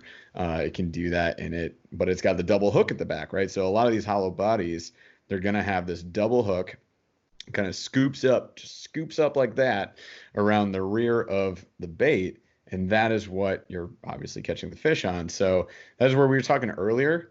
The fish come up open mouth, grab said bait, go down, and it's when they go down, that's why you want to pause a second, that you hammer them. This is the bait that you have to hammer them, rip their freaking face off. They'll be fine, I promise, probably. But like, you want those hooks to go through the top of their mouth on both sides of their face. Ideally, it doesn't always happen that way, but if you get one of the hooks, great. But you really, like, usually they're thicker gauge hooks, so you got to hammer them a little bit harder, unless you have the Lunker Hunt Spider, which is lighter wire hooks, because it's a finesse topwater, a finesse hollow body, if you will. This is a thing. Dude, it's so great. I can't get over this freaking We're gonna hit the spider. That's why we have so many. But anyway, so the hollow body bait is hollow. It's made of plastic. It's got a little 2-piece hook situation on the inside. So you've got the line tie which then is like split ring to a double wire hook that comes off the tail end of the bait. And that allows that bait to move a little bit, allows you to actually punch that hook into the fish a little bit easier because it's not one solid piece, and allows you also to disengage the hook or get it out of the fish's mouth a little bit more easily as well. Plus, like the hollow body, most of the time it can slide, the body can slide up the line, so or you could pull it up if you're having trouble with the hook getting it out of, you know, the fish's mouth, for example. Use your pliers. You want to get that plastic out of the way so you don't just wreck your bait. So you can actually slide it up. So it's very versatile. It's extremely durable. It is weedless to a maximal extent, but not fully. It's still weed-less, not weed-proof, right? Like weed-less, not weed-free. I mean, you got a hook, guys. We're fishing. Like, you got a hook. Nothing is necessarily weed-proof. Most of these types of baits are like weed-less, you know, or you can make plastics weed-less. You can't really make them weed-proof, but you get it. It's an amazing bait. It's one of the most fun baits to fish because it's the one that sits almost highest on the water. You know, like a lot of the wake bait is like sort of, you know, just under the surface. You got poppers will dive a little bit. You got, you know, the stick baits walking, you know, a little bit into the water. The hollow body is up on top, or it's on a lily pad, or it's on top of weeds and grass, and you see it. So when you get that strike, you see everything. This is the bait that it's so amazing. The feeling that you get, the visual you get, the sounds you get from this bait, it's absolutely my favorite. And there are a lot of examples of it that we have as well. Oh God, yeah. The thing I'll say is the hollow body is real. It is the most, I think it is the most versatile to fish. Mm-hmm. In the same way that I think a prop bait is very versatile.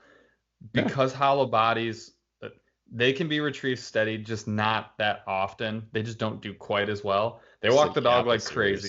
They do, but that's more of a wake bait. It's got the front. I mean, it is a hollow body, so yes, for sure. A hollow body wake. Yeah. That's why none of this is set in stone, for sure. Like that is the one thing I can guarantee you. This is not the end of it. But in general, your hollow bodies, they twitch really well. All those frogs, their feet these days are like little stringy pieces of rubber. Those things dangle like crazy. You can cut them short if you're getting short struck. You can leave them long if you like the action. They have popping frogs that have a scoop in the front, and every time you jerk it, it's acting just like a popper and shooting that water out. The hollow bodies, they have holes in them so you can empty them. But the thing about the hollow body is it's not only the air in it, it's keeping it buoyant, and there's not a lot of weight, so that's keeping it buoyant. It also, the hollow body, when a fish actually like bites it, the body's squishing down and moving out of the way of the hooks and exposing the hook. So when you set the hook, the body's deflating and exposing both of those hooks.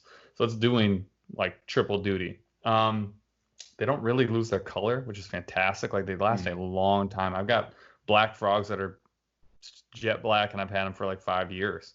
But yeah, you can twitch them, you can hop them. You can, in the case of the wiggle bomb, you can get them under the surface a little bit. You can retrieve them steady-ish sometimes. They really are the do-it-all. I think if anyone's got Topwater, it's probably the first thing I would direct them towards. It's what they would imagine. Yeah, is the Topwater go-to, right? Easiest to fish, most versatile. Yeah, it definitely, there's a little bit of a learning curve as far as like when to set the hook, and that just takes a little bit of patience and practice. Patience especially, but yeah, it's extremely versatile. You can throw this thing friggin' anywhere. It's my favorite bait to fish, is like any hollow body. Certain specific hollow bodies more, but almost any hollow body is just so much fun, man. Oh yeah. And who doesn't like to see a spider get smashed? Dude. So the last one I think is one that probably won't make a lot of lists, and that's soft plastics. Mm-hmm. There are some soft plastic manufacturers that are making soft plastics that are dense enough that you can really cast them, where you're not adding weight, so you can cast them out a decent distance. They're adding some prop type features to the appendages. I think Z-Man has their frog now, soft plastic frog. Toads with a Z. Can you imagine a soft plastic toad that you can hook however you want, mm-hmm. and is and is made of Elastec. Absurd. It is a little bit crazy. Yeah. So I think that's just a new thing. I can tell you right now, I have not done I do a decent amount of weightless plastic. It's all that stuff's meant to scissor down. None of it's meant to live on top from what I throw. So that's something I'm actually going to get me some of those. I'm going to get me some of those toads, and I'm going to dip my toe in the water for sure. Because I think it's in the Monster Bass box this month. I was getting there. I was getting there. So Monster Bass customer, I will be getting one. But I'm gonna buy a crap ton of them because I'm just gonna let them rip. Although they're elastic, they'll probably last longer than anything else I have anyways. If you can find them, I went looking for them. I couldn't find them. They're new though. They're new. Probably gonna have to order it direct. Yeah, so that's a relatively, I think, untapped category. It's definitely not one you hear a lot about. There's also the classic though, because there's like you can always buy a double wire hook with a screw lock. Like that's a classic hook that you can actually buy. And I think Ribbit was the classic topwater plastic that you can get in really any color, and it was more of it's no Elastec, but it's like one of your better it's a more durable, decent action plastic. Like it'll last. But you can throw like screw lock, double hook on there, and you can fish it just like frog. Or you can do I would do like an EWG. You throw an EWG extra wide gap hook on there, rig it weedless, and that's plenty. I mean that motorboat I showed you, that's a single hook, big. It's a 4/0 EWG. You don't need a screw lock. You just thread it, like you would a swim bait or something like that when you're rigging weedless. And yeah, it would work great. That's what I would do the toads with. Probably a smaller, like a shorter one. They look short. I don't think they're long. They also have they have a poppers with a Z, because everything with Z-Mans with a Z. Just so you guys know. This is the man with the Z. That's what they do. But they have the poppers, which is like a topwater popper plastic. And it's a little, not little, it's kind of big fat swim bait that sits on top. Yep. But it's made of the Elastec, so it'll last for freaking ever. I can't imagine those. Yeah. So we'll kind of, I don't want to blow through this one. Actually, I'm totally gonna pass it, and this is important. I was gonna say, when do you reach for a topwater, and when do you not reach for a topwater? I think always it's kind of and never. It's a trick question. It's a trick question because I think what most people are expecting to hear is I reach for it at sunset and at dusk. Yes. Which is sort of like low light conditions. Yeah, that's your grandfather's knowledge. Is like it works still water. When your day is ending and it's not super windy and you get that glass water. Or when you first get to the lake and it's if you're an early riser and you're looking at glass water. So sunrise and sunset. That's like your grandfather's version of when to use a topwater. I'll be honest with you. Go ahead. I was gonna say sexy, swampy, paddy situations and amongst brush any time of day. And whenever the fish tell me it's topwater time. Yeah, I don't think there's any rules, man. When it comes to bass, there's just no rules. There's times where that Rebel popper, dog day of summer, huck one out because I'm bored and I don't know what else to do and I haven't caught anything, and you just let it sit for 10 freaking seconds and it'll just get blasted. There's no rules. What I will say is there are certain situations where you find that certain ones work better, and that's where I'm getting into next, which is when topwater, when you think it's going to work, or when you're starting and you're first hucking one, a topwater bait, if it's not working in 15 minutes, what do you do? Cry. After you've shed tears. I know. I know my first instinct is not take it off the line. I'm not untying it. The one that you're using that's not working? Yes. What I'm doing This is how stubborn Paul is, you guys. No, it's not. This is topwater specifically. What I'm thinking, my first instinct when it's not working is to change my cadence. Cadence all day. So if I've got the popper on and I've been just jackhammering it through the water, I'm gonna do the exact opposite. Yeah. I'm now bloop, and I'm just literally looking around. And you guys have probably seen this in videos on the YouTube channel. So when Paul and I were catching them on what'll be last week's video, we went out fishing and we were waiting, dragging our big old Hobies behind us. We found a little lay down with some water and room underneath. And Paul was casting out, and he was, as he was saying, jackhammering it. If you watch him, he was using his ultralight rod too. So he's just like da da da da da da da da da da, and like fish were smashing it. And then yeah, other times if they're no longer smashing it, like later in that day, we switched to a Whopper Plopper. We switched to a Whopper Plopper because it was something we could fish with a. We were doing an erratic cadence, but it was spitting water in a different way. It was a little. I guess it would say a little more subtle than the popper. Like the popper is pretty aggressive when it's spitting water. Oh, well, the way I was doing it, yeah. When I was running that like at a 11 out of 10, yeah, this is like one big, then you're just letting it pause for 2 seconds. Yeah, like the way we fished the Whopper Plopper was like erratic retrieve, where it's like real pause, real pause, real pause, like at that pace. But yeah, like that, Paul said this earlier, there's not really a cadence that is just the set cadence, right? If it's not working, try the same bait. You can try 3 to 4 different retrieves on it. And if you're still not getting bites, then you know all these other categories that we just talked about, and you just change that stuff up, my dudes, and then maybe get a bite off of that. Yeah, I mean, I think my 3 go-tos, I usually start slower and then go faster. So typically what I'm going to do is I'm going to start with the slow, like pop, sit, and then just kind of mix it up. And then I'm like doing the active counting, like 1 Mississippi, 2 Mississippi. Yeah. I'm messing around to just try and mix it up, but I'm giving it plenty of time to let all the ripples fade out before I start working again. Then I'm going somewhere in between, right? And then I'm going super fast. I'm like frog trying to get its booty back onto shore. Yeah. And I'm working it. And it's the same thing whether it's the stick bait on top, twitch, wait 30 seconds. I mean, like kill myself being like okay, literally I can't so long. More. Or it's 1 and you're just letting it sit. But then I'm working my way a little bit faster, so I'm twitch, 1, 2, 3, twitch, 1, 2 to twitch, and then it's walk, consistent all the way along the top, right? And then if it's not working, I might change color if I really like I'm thinking that this is a bait that I want to use for the situation, or I'm swapping baits out. So that the first thing I do is switch cadence. The second thing I will do, if I believe in that bait, is switch color. Yeah. The exact opposite. So if I'm white, I'm going black. If it's super shiny, I'm going like something matte. Like that's my next move.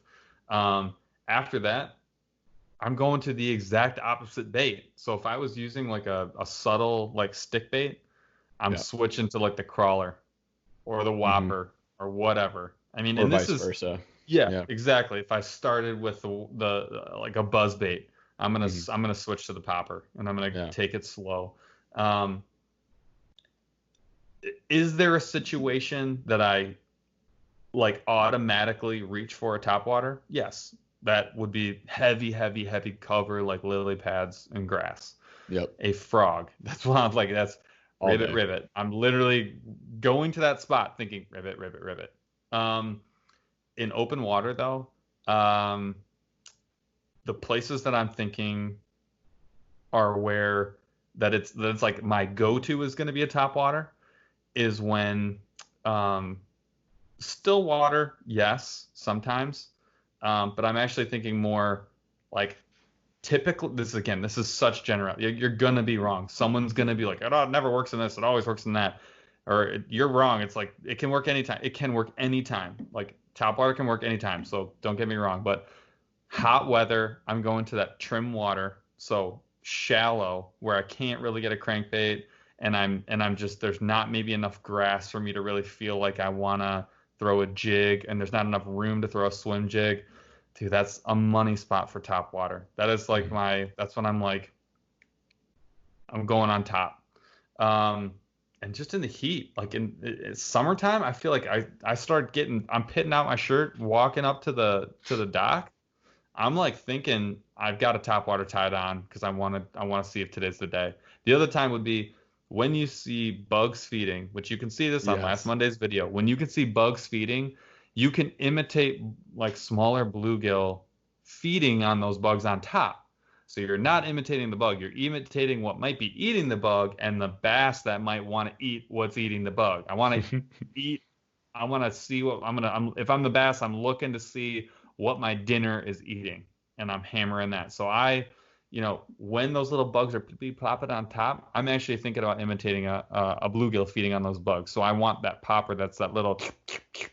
So I'm imitating that splash, and that thing will just get smoked. So those are probably weeds, bug feeds, and then like that trim water with some like medium cover. Those are kind of my standard. Like I'm like thinking ahead of time. I'm like getting the top water tied on as I'm going to that spot.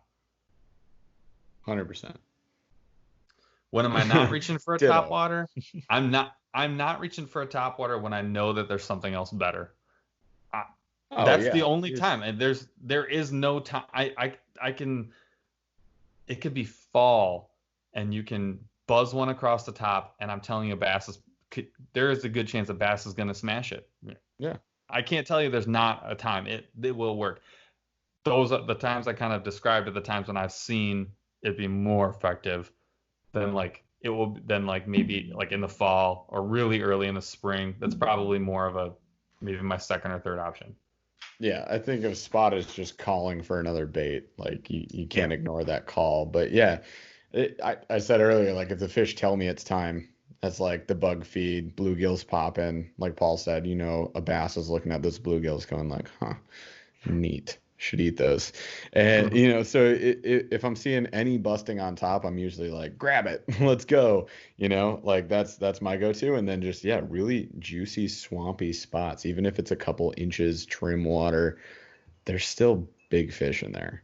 There's still fish in there. I mean, we were fishing trim water last river trip. We were just come across a spot where it's like 5 feet deep, 6 inches deep.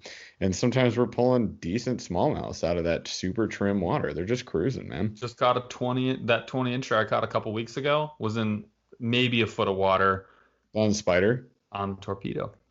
Torpedo. Yeah. And then sometimes too, you can catch top water and deep water. Oh yeah. You It know? is. I'm telling. There are no rules. Maybe I Yeah. just don't know topwater well enough to know what all the rules are. It's easily possible. There have been times though where I've been like, I know one time and it sold me on the Whopper Plopper. I remember Jeff and I were we were like gonna have to pull out in an hour or two. Hadn't caught jack all the whole day. It was windy, and I'm like, dude, I'm done. I'm cashed out. We got our butts kicked today. I'm just gonna sit here and drink this beer. I tied on a Whopper Plopper. I'm like, I'm just casting, so I don't really care if I catch anything or not. Next cast, Jeff catches a fish. Next cast, I catch a fish, and we just beat them over the head with that thing for like hours and didn't Yeah. want to go home. And it's just we were in 20 feet of water. Yep. There Super are deep. no rules. I didn't believe it. You were like, throw this. I was like, no. No. Why would I do that right here? It's 20 freaking feet deep. But that's just because they were sitting subsurface. Like they were just staging up, just chilling. It was towards the end of the day, right? It was pretty late that day. I think that was when we were camping, right? So we were like, oh, let's just go to this lake. Yeah, that everything sucked for a while, and then yeah, you never know, man. I mean, There are no rules. you're welcome, guys. Pro tip for the day: there are no rules. Everything we've said Well, makes no difference. no, it's just with top water. With top water, I think you're gonna learn which baits work better in which situations. Like, Just get your go-tos, yeah, for each of those situations. I think my main deal is, yes, hot water, yes, slightly trimmer water. I think certain baits work really well, like your stick baits and stuff. Um, these baits can work in almost any scenario. So my deal is if you don't fish them, you'll never figure out when they work better and when they don't work as good as well. So the deal is you got to fish them. That's my thing with top water specifically. I feel like there are less hard and fast rules with top water than there are with like jigs. With jigs, I can tell you what to do in most situations. With top water, there's so many different. I just feel like it's a conditions thing that sometimes you just don't have an understanding of. But if you fish the baits enough times and you see, yes, it worked today. No, it didn't work today. Yes, it worked in this situation. No, it didn't work in this situation. You develop like maybe like your top five. Like I get this. My spider sense is like I should throw top water here. And like I said, there have been times where topwater has worked for me where I did not expect it to, or I've seen it work when I wouldn't have expected it to work. It's because there is a huge breadth of presentation, and you're just, until you learn the bait and you kind of are like, I know this bait, I know when it works and when it doesn't. For you, there are no rules, so you have to really like kind of blaze your own path. Like the Whopper Plopper, I think, is a great version of that. For me, the Rebel Popper, that's my version of that. Like I know that bait, I know when it's gonna work, I know when it's not gonna work, and I mean, I leave it essentially on one rod all the time. Like, Yeah. and I reach for it when I know it's gonna work, and it doesn't even come with me when I think it might not. So, there are no rules. My recommendation for you, if you like think something is not gonna work, go fish it. It will work. You're gonna be like, what the, how and why? And then if you keep fishing it, it's gonna turn into your favorite. Spider. How many times is it? Yeah, this spiders are okay. We're getting into favorite baits. This one is this on your favorite list? Yeah. What number is it? We have a top 5, so we're gonna. I didn't put it in necessarily like the order of my favorites. I just made 5. All right. So for mine, it's not. We're gonna go through our top 5 favorite topwater baits. Jeff, your new number 1 is the spider. Hit me. Oh, it is actually number 1 on my list. It was in my we are allowed to have honorable mentions. It's in my honorable mention. Oh man. Yeah, it is hands down my number 1, just because I think it's it's potentially novelty. It's like cresting on that edge, that tipping point of novelty, that when something bites a novelty bait and you're like, this bait's stupid, and then you get a bite on it, you're just like, oh my God, this bait works. And then because the spider did this to us, every time I've gone out with it, I've just hammered on it. And now I'm just like, oh my gosh, I do better on this than a frog. So it's now my new number 1. I have, as Paul said, 5 of them. Folks, if you haven't seen one. Oh, and like I have one here too. So of course it's on there. It was made by Lunker Hunt. It's a hollow body frog, but the body of it is really small. The entire actual body of it almost fits in between the hooks that are behind it. Imagine a black widow spider or like a small tarantula. That's what this is. And then there it is, the black widow spider. It's if you're on YouTube. Freaking spider, dude. And it's like hyper realistic looking too. People kind of freak out about this thing, but it's small. It's really small. It's a 2-inch bait, but I think that's measuring in between the legs. And it's a 1/4 ounce. Most frogs are a half.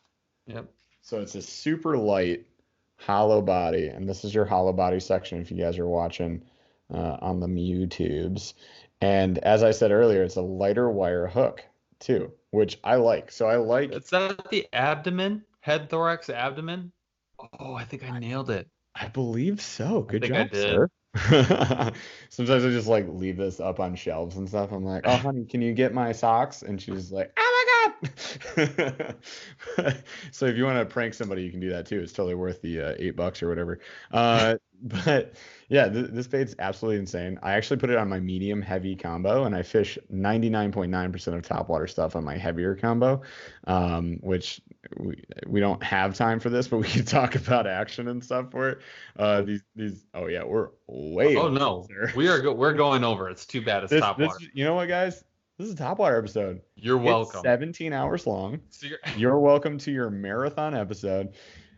Anyways, last thing on this, the lighter weight hook means to me easier hookups. This thing is absolutely insane. If you guys watched the first video we did on this, I only caught sub 1 pound bass. Dinks, baby. Dinks all day will eat this. I've caught rock bass on this. I caught rock bass on this, man. I caught big bass on this, like one of the biggest of the trip. Walk me through why this is different than something else and why it's on your top. So for me, it's a combination of like a crawling and a hollow body bait, because all these 8 dangly legs here, when you fish it, you can actually retrieve it slow or twitch it. These legs move, and they move a lot of water, and they cause a lot of disturbance. And it's kind of like having the feathers on your treble. It's like that added additional action. It's not just like take a frog. It's like this minus the legs. It's just that body that's moving the water, and it's a bigger object. This It's is Finesse Frog. Yeah, this is a finesse frog. I can throw it anywhere. I can fish it slower. My favorite way to fish this is a twitch pause. And if they don't bite, a hyper long pause where I want to shoot my brains out. I want to just kind of like let it sit there forever, ever, ever. In fact, I called that out on that Monster Bass Slam where I was like, check this out, the forever pause. And I just sat there. And then subsurface sip. Like I didn't even, no blow up. Something just a giant monster just went, thanks. And then thanks for the snacks. Bye. I was at Myers, which is like our version of Kroger or whatever you have. And I think those are both Midwest brands. Yeah, I'm walking. Yeah. Whatever. Safeway, Publix, blah blah. Other brands.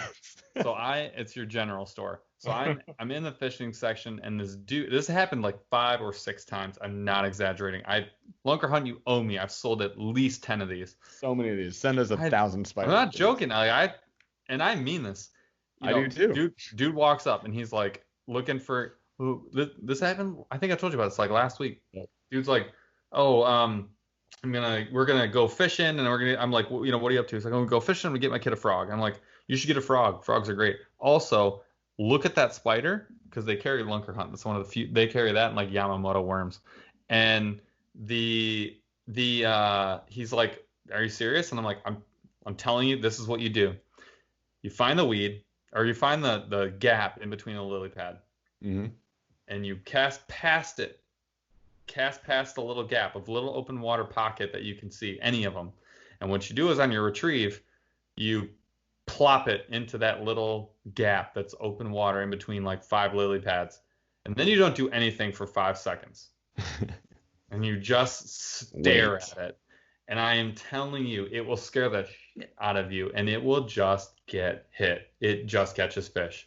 Those legs are magic, and the size of it, because of where the hooks are positioned, because Jeff was talking about how they're so close to the body of like the center of mass, you get more hookups.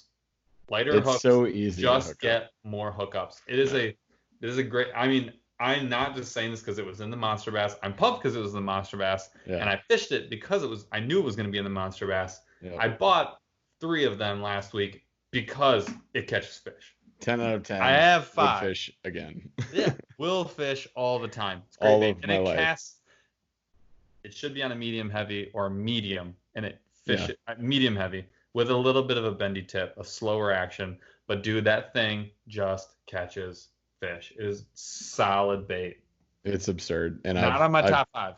I beat it to death on my channel, so everybody knows it's my favorite. You will. The reason it's on my top 5 is the first one I had only lasted me 2 days, but I fished it really hard, and I caught a ton of fish on it. So like, it did its job. It did its freaking job. But like, I just that's why it's not. That's the only reason it's not in the top 5. You fish any frog through 20-25 fish. Tell me how your frog looks. All right, how about that?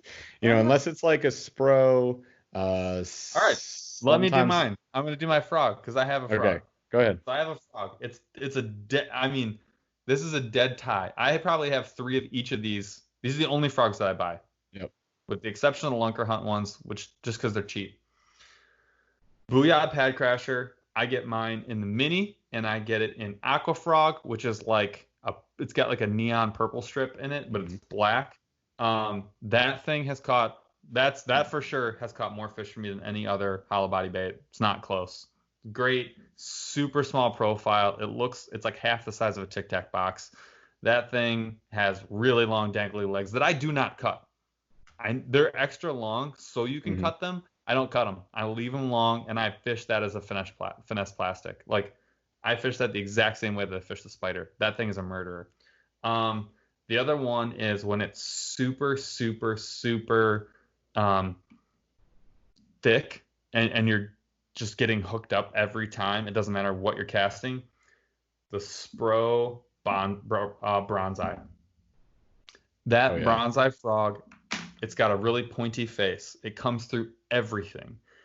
The hooks are actually attached right to the front on the inside of the bait, and the legs are actually soldered on the inside of the bait. You cannot lose them. It is... And it's the softest frog that I think I've ever encountered, and that is what gives you the hookup. Yep. Like That thing just squishes down instantly, and it just does not take on water. The bait or the weight is in the is closer to the front or closer to the back, and Hmm. you can cast it a freaking quarter mile. Comes in rainforest black. That's my favorite. That's the black and yellow. That's probably of all the frogs that have ever been designed, and it's one of the originals. It's probably the best one. I think that one is just designed the best. It's just a murder frog. If you could only buy one, that's the best one. It's not the one I've caught the most fish on. The Booyah Pad Crasher is for sure. The mini, the junior, whatever it is called, the Yeah. smaller one. Yeah. But that would be my hollow body frog. Either one of those. Can't Nice. choose. I have 3 hollow bodies, but they're my 3, 4, 5. So my number 2 is the black Whopper Plopper 110 size. 110. The 110. medium. Yeah, you have the next size up. So I also have like the plop, what is it, the 95? I think the short fat one, right? Yep. I don't catch much on that, to be honest. So the 110, I have 2 of them in white and black. The white one has like the chartreuse line and the blue shad colors. Yep. So that's like my other option if the black doesn't work, but 99.9% of the time, the black plop just does the freaking job. So it's just like between those two, like the spider and the plop, like those are always in my Buzzbait when we go out. They're always like ready to rock. I will throw them most trips we go on. I threw them on the river for no reason whatsoever. Saturday on Paul's birthday when we went out. You know, it's like, dude, I always have those. The black plop, stupid. I've caught stupid amounts of fish on that exact plop, and I've only had the one, so it's like that Thank fish God, is, because those or are that, not cheap either. no, they're not cheap. That's the thing about the plops is like they're not cheap. They do produce. That one plop has caught me probably 60, 70 fish somewhere in there. Like, and it's just, oh man, no brainer. That's on mine. So That's my number 3. It is the Whopper Plopper. I get mine in bone. I think that's what they call the all white. Off white. Yeah, it's like bone is like all the yellowish white. Yeah. Yes, I get that one in the 130. Yeah, so I will say this, I've heard like from JC Drop Shot, for example, like, dude, get the bigger sizes. I'm like, all right, bigger lures, catch No, bigger I fish. don't think that's what it is. I don't know. I like the 130. I have a lot of the mediums too, and I fish them. I don't think I bought any of those. I think they came in boxes. But the 130 is the one that I bought, and that's the one that's in my Topwater box. Legit. So you got other what are your other hollow bodies? Oh, all the rest are hollow bodies, my friend. Continue. Because I just love fishing hollow bodies. So I'll just wrap off my last 3. So 3, 4, and 5 in order are the Lunker Hunt Yappa Frog in black or brown, the light brown. I love the Yappa series because of that like rubbery. It's like a jitterbug has a metal mouth, right? The cupped mouth I'm talking about that makes it walk. The Yappa series has a rubbery mouth that is hyper durable and lets it walk in a more erratic. You can slow retrieve it, you can pop it, you can twitch it, you can do all sorts of crazy stuff with it. It's pretty phenomenal. So I love the Yappa series. Not all of the Yappa series. I got a bug in my Monster Bass box. Thank you. You got the rat. The rat's dope. I prefer to have the skirt coming off. I did eventually catch a fish on it. It was a pretty good size largie. I was happy with the fish. Didn't like the bug personally. Did give it away to the giveaway winner, which was Rob Frazier. I don't think I announced this on this podcast, but congrats to Rob for winning the YouTube giveaway, which we're doing every single month. So just watch my big unboxing comparison video that'll release at the very end of every single month. It'll be 6 cents this month versus Monster Bass versus MTB versus Warrior Tackled Supply. But I gave away a bunch of baits. I gave away that Yappa bug. Not a fan, but I do have the Yappa Frog in black and brown. They're my 2 like go-to, and they're a little frog. They're like your Booyah Pad Crasher. But they're like that smaller size with the Yappa cupped mouth, which is dope. Then I have the Lunker Hunt Prop Frog, which is probably not going to be a fan favorite here, but the Prop Frog with the stinger hooks, I have black and green, which are my go-to. The green is like the bullfrog color, right? Mm-hmm. So straight black or the bullfrog. Just picked up a prop turtle, which you guys saw if you're watching on YouTube. I'm going to be fishing that when Paul and I do the Topwater challenge. I have my doubts. I mean, we'll see. It's We will definitely see. wider than the frog, but I have caught many a fish on that black prop frog, and I'm a fan of that stinger hook personally. And then my last one's the Pad Crasher, Crad Pasher, if you will. Oh, the Booyah made it. Yeah, the Booyah made it. Dude, I love that. It is an affordable frog. I have it in the yellow, which I guess is called like the swamp frog. I got the bullfrog color as my go-to though, with that green body, white belly. It like Uh, looks the best. it looks, Like in the packaging, like that's the one you reach for. yeah. So that's my list. That's all my things. All right, What's I've got what's that's a nothing? good list. I'm surprised how many hollow bodies made it. I do have so I have a buzzbait on mine. Yep. I almost didn't. I almost went Super Spook Junior, Mhm. but dude, so there's a company called Mega Strike. Mhm. They make the Civitron. It is a blade bait that has like Transformer.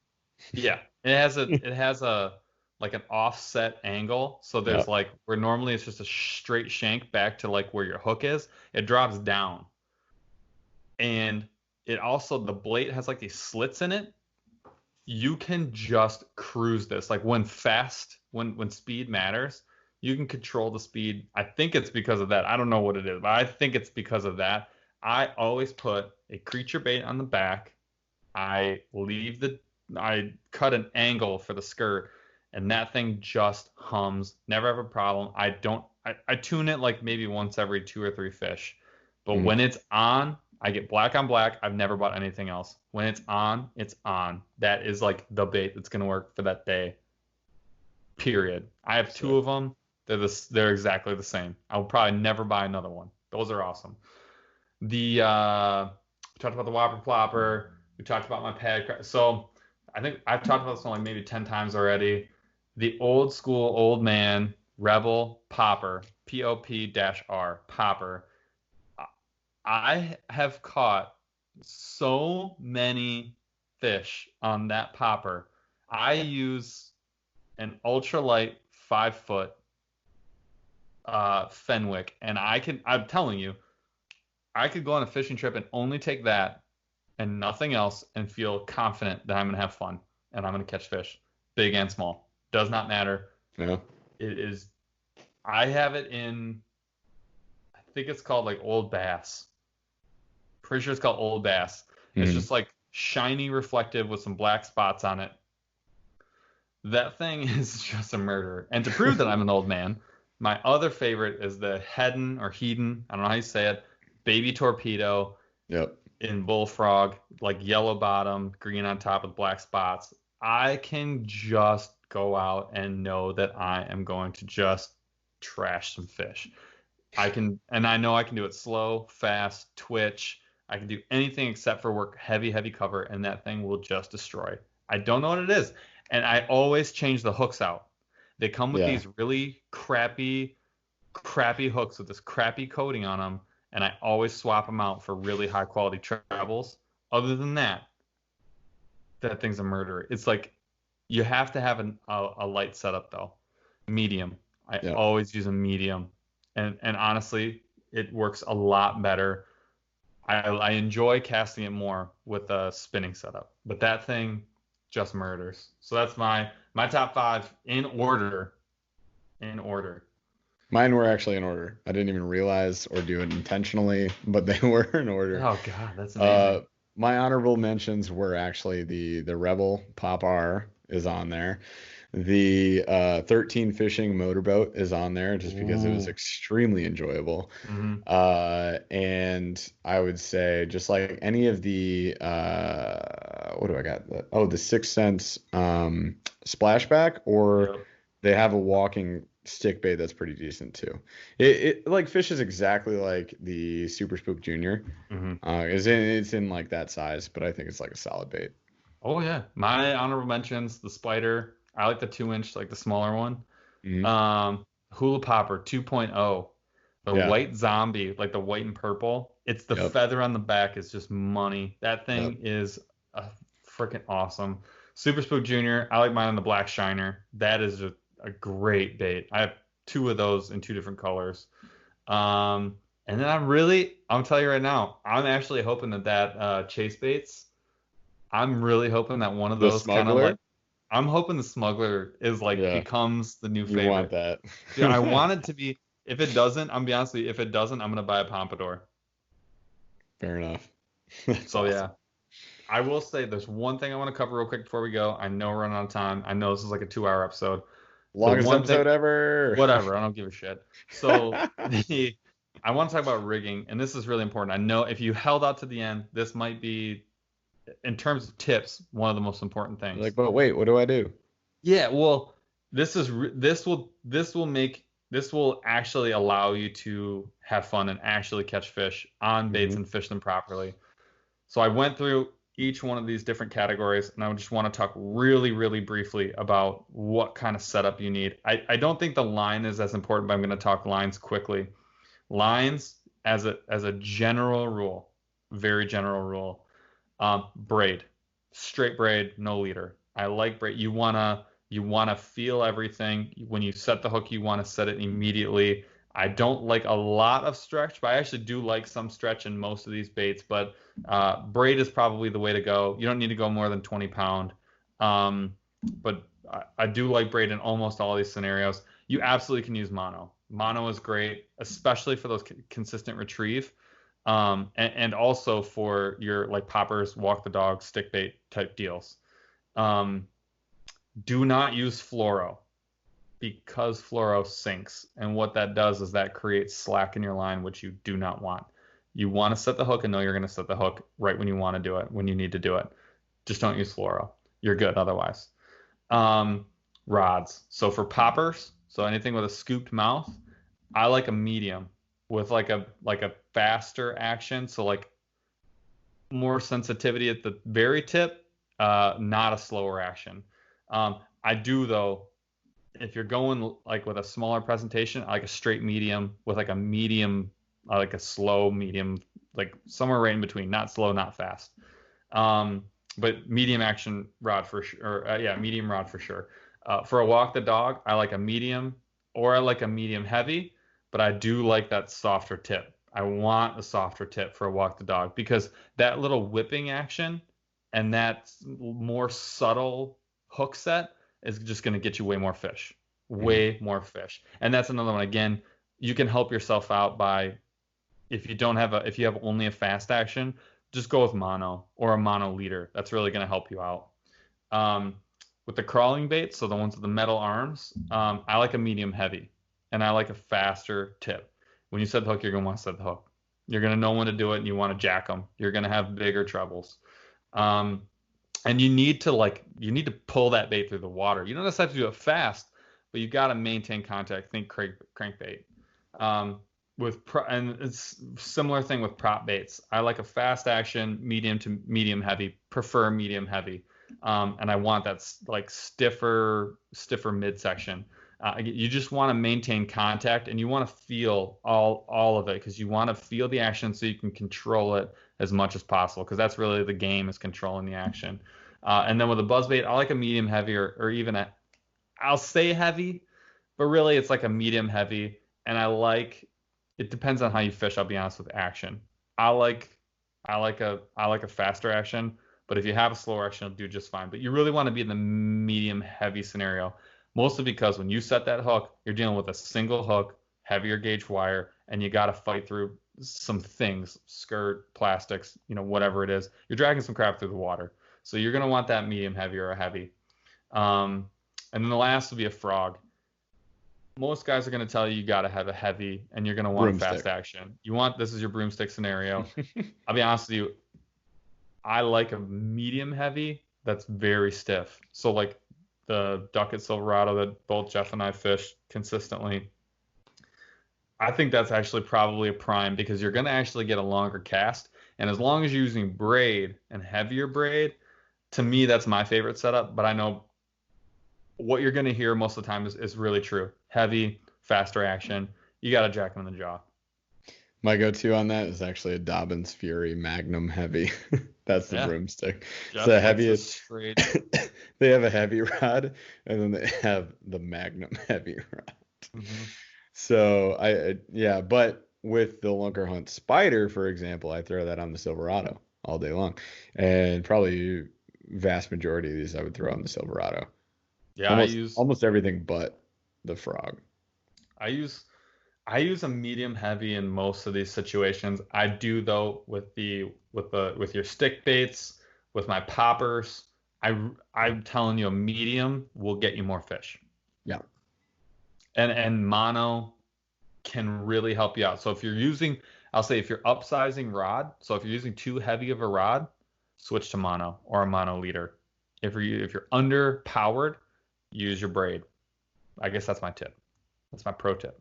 Pro tips, folks. Is that enough Topwater for today? You guys want to talk more Topwater? Almost enough Topwater. A lot of hints in that one. I'm pumped for the Topwater box, and we will legit be fishing Topwater for probably the next 4 to 6 weeks. Yeah, because we hit September, it's going to get a lot tougher to hit Topwater. So I think we got our Topwater times ahead of us here for this month. We're going to hammer it. I can't wait for this Monster Bass box, as well as all these other boxes. Now that I have 3 other boxes to competitively compare it to, I'm pretty pumped for that, man.